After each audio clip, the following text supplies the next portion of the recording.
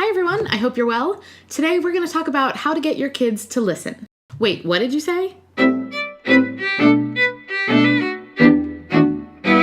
We've all been there. That moment when your kids are having a particularly loud day and they're just running around and screaming at the top of their lungs, and then it gets to be time to leave the house or clean up and no one is listening. You try to wrangle them and tell them that it's time to clean up and get ready to go, but they just keep shouting. What do? It's so easy to fall prey to that basic instinct of getting mad and shouting louder over top of them until they hear you and follow your directions.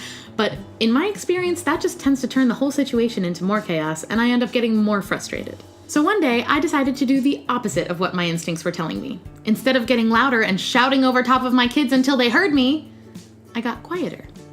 And it worked. I know it sounds counterintuitive, but if your kids are having a banana pants crazy day and they're just bouncing off the walls with energy, you shouting instructions over top of them is just going to add to the chaos.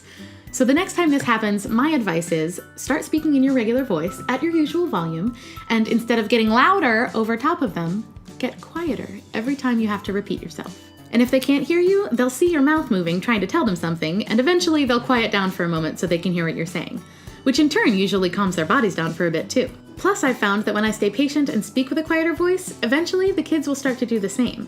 They'll actually listen and start to respond with quiet voices themselves. And then we can calmly move on to the next activity, whether that's cleaning up, leaving the house, or even if you just needed to ask them a quick question for a moment. Honestly, I've used this technique for years now, and it works most of the time.